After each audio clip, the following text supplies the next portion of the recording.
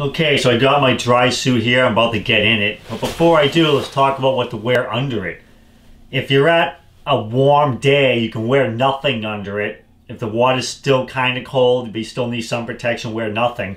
Otherwise, you want to wear polypropylene thermals like what I have on, or wool. Wool is the best thing, but wool is expensive.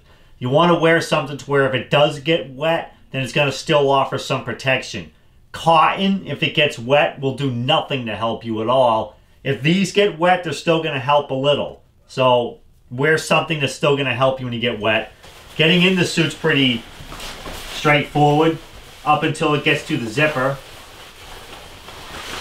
Just step right in. Just pull that right up.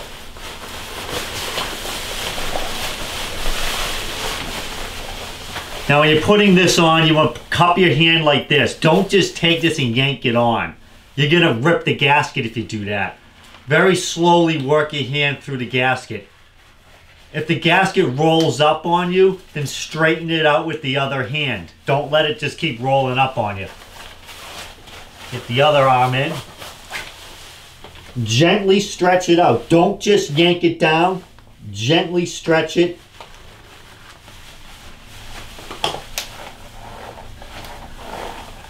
Now here's the hard part. You gotta be a little flexible. You gotta grab that zipper with your right hand, right arm, right hand. Pinch the end of it with your left hand. You gotta slowly work that closed.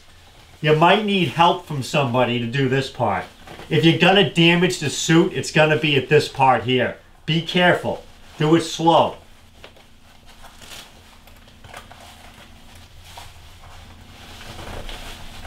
When you get to the point where you can grab the back of it with the right hand, it gets a bit easier.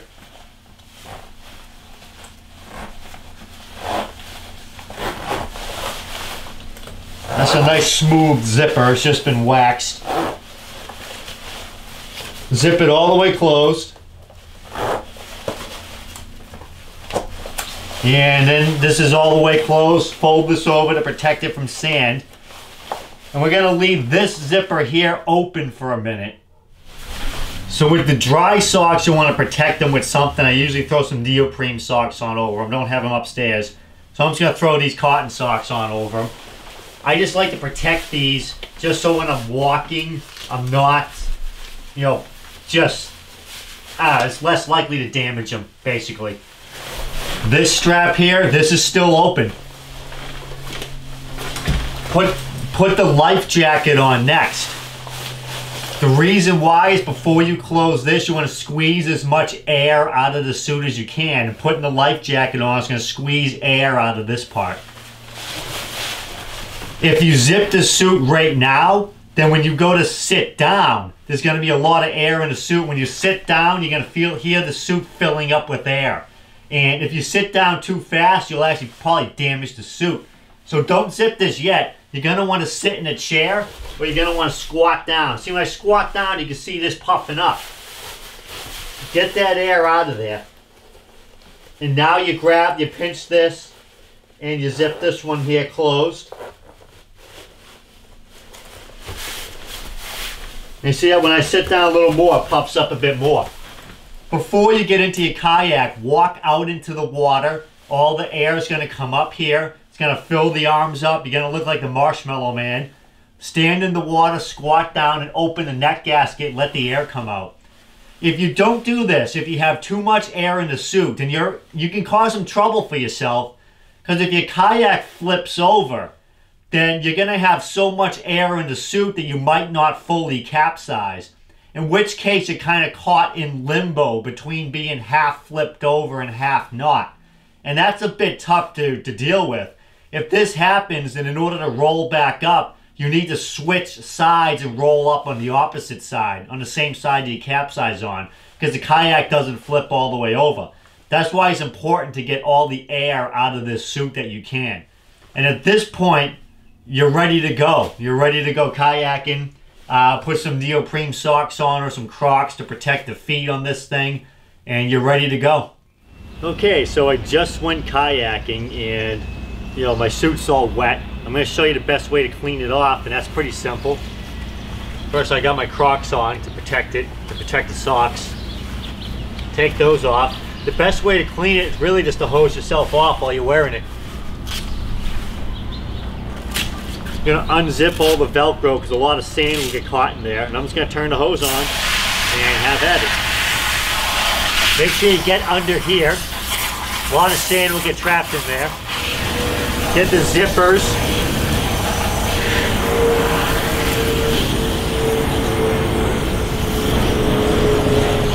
You're gonna want to get this zipper too.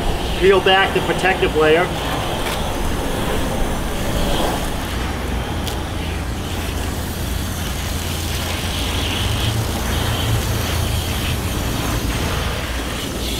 Inside the wrist gaskets, or inside the Velcro part, shall I say.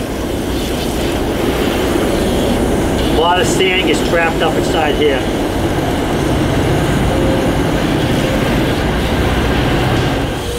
Inside the neck, a lot of sand will get in here.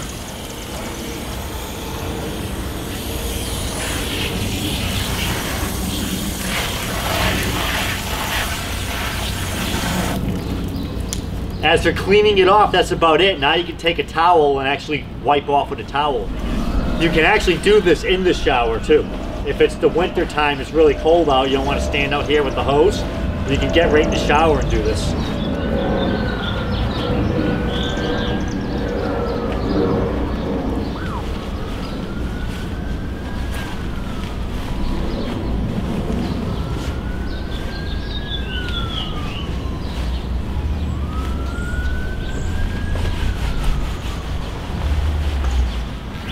Good to have a pair of Crocs with you. You can step in those. You don't want to walk around with just the dry socks on because you can damage them. And taking it off, of course, is just as easy. Just the same process in reverse. There goes the life jacket. Gonna take these socks off. Open this guy. This one, of course, same thing. It's a little bit tricky. Little by little. Do it nice and slow.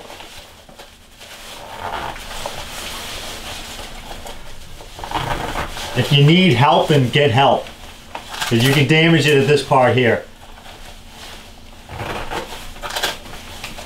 Now the neck, be gentle with the gaskets. Don't let them roll up on you. Try to keep them straight.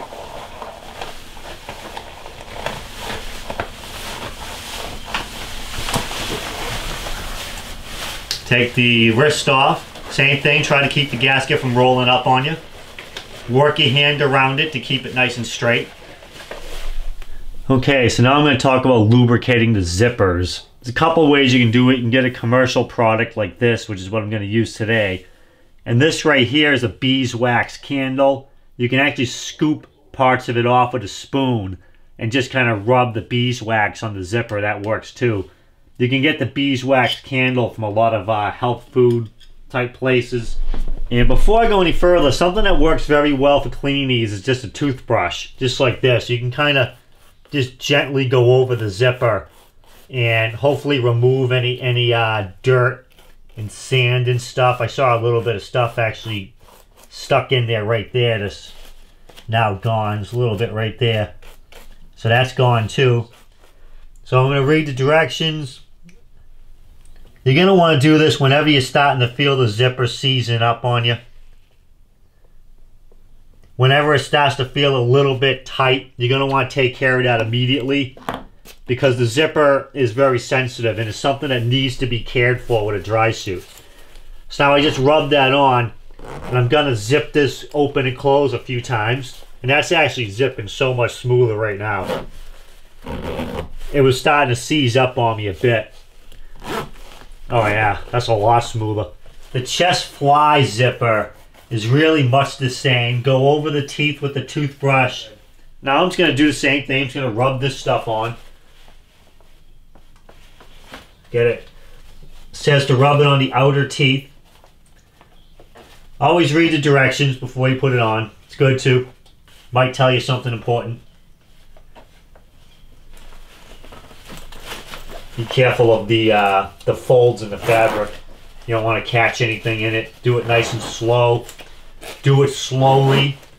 Do it little by little. Don't do it in one fell swoop. That's all the way closed. That was very smooth.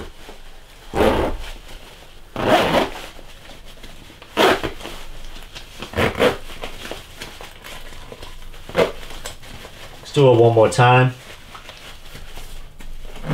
Now, as for the wrist and the neck gaskets, first I'm going to fold the material back just to get it out of the way. These you want to lube, every couple of weeks, really. You don't want to let them get too dry. Kokatat recommends 303 products. I couldn't find any in the store shelves, so I got this Seal Saver. As far as Drysuit gaskets, there's numerous products out there. So I just read the directions on it.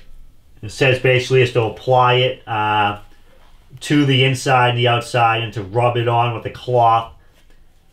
This says to avoid contact with the adjoining Drysuit fabric. So I'm not quite sure if this particular brand, does something to the Drysuit fabric. So I am going to be a little careful there. So rub this stuff on there pretty good. Very important to lubricate these gaskets. If they start to get dry, then they start to get brittle and they crack, and you'll end up tearing a gasket sooner.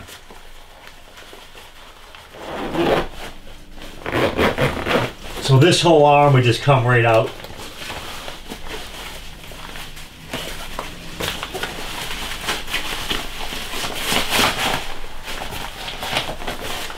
This is I'm certainly not going to pull this inside out every time, but just to, you can see what you're doing on the inside by doing that.